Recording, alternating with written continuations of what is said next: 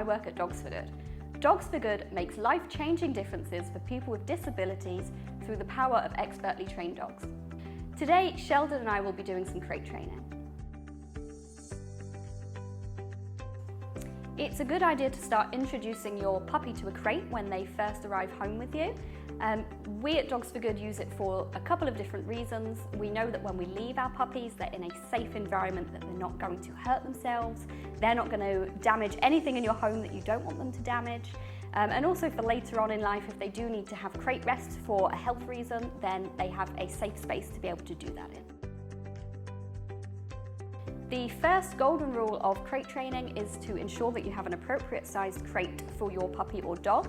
If you are buying it for your puppy, it's a good idea to think about how big your puppy is going to be once he's an adult and ensure that you have a crate that's big enough to accommodate him.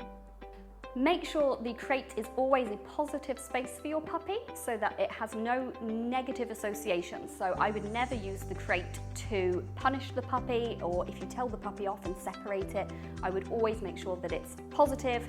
Food and toys are available for them.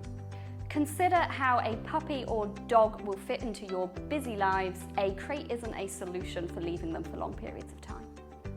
Another golden rule is to think about the location that you're setting up the crate in the home. The crate shouldn't be set up in drafts, next to radiators, or in direct sunlight. And it should also be placed in a quieter area of the home where lots of people aren't walking past, because it should be a restful area for the puppy. We want the crate to become the puppy's favourite place, so we'll fill it with lots of positive things. So the crate should contain a nice bed for them, have some toys that are suitable, and maybe some chews for them, such as Nylabones and Kongs, and should also include a small amount of water for them. If your puppy's very young and you are house training them, then it's a good idea to have a section of the crate that's covered in newspaper so that they have the option to toilet if they need to. During the training session today, Sheldon seemed a little bit more unsettled than usual, but that's because we're practicing here at the training centre rather than where he'd usually practice it in his home. So to start off with the crate training, I would make sure that it's a very positive place for the puppy. I wouldn't close the door behind the puppy. I would ensure that they're able to come and go from it freely as they want to, and I would be throwing lots of treats around it to start with rather than asking them to go straight into it. And I would be throwing toys and treats inside of the crate to make it a positive space. When the puppy goes into the crate, I would pop some treats in there to reward him for being in there, and also ensure that I verbally praise him, and then allow him to come out of the crate when he's ready to as well. To build up the time that your puppy spends in the crate, initially I would start to feed them in there. So when they're having their breakfast, lunch and dinner, I would make sure to pop their bowl into the crate and close the door gently behind them whilst they're eating. And then as soon as they're finished, the door just slowly and quietly gets opened again.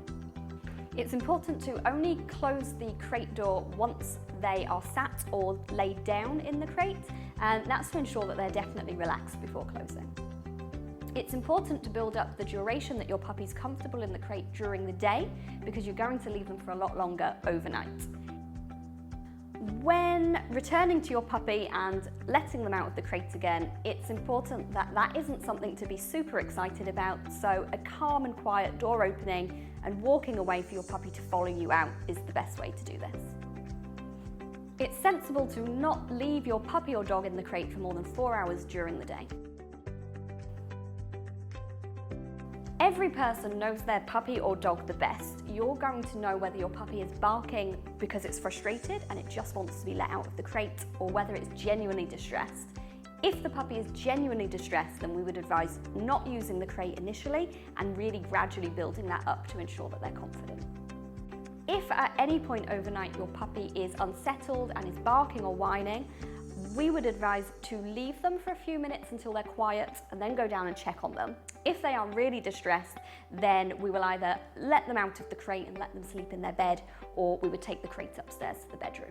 So when Sheldon was in the crate today, he did start to bark out of frustration because he wanted to be let out. I didn't let Sheldon back out of the crate again until he was quiet, and that was to ensure that I didn't reinforce that behaviour, and that actually the calm and quiet, relaxed behaviour is what allows you to then come back out of the crate again. If your puppy really doesn't like the crate, then you can utilize baby gates or smaller areas of the home, such as a utility room. You can make it a safe space as you would the crate and make sure that the puppy's confident in there. You could also do some crate training separately to ensure that you start to build their confidence again. If you have any questions, check out our website for more information.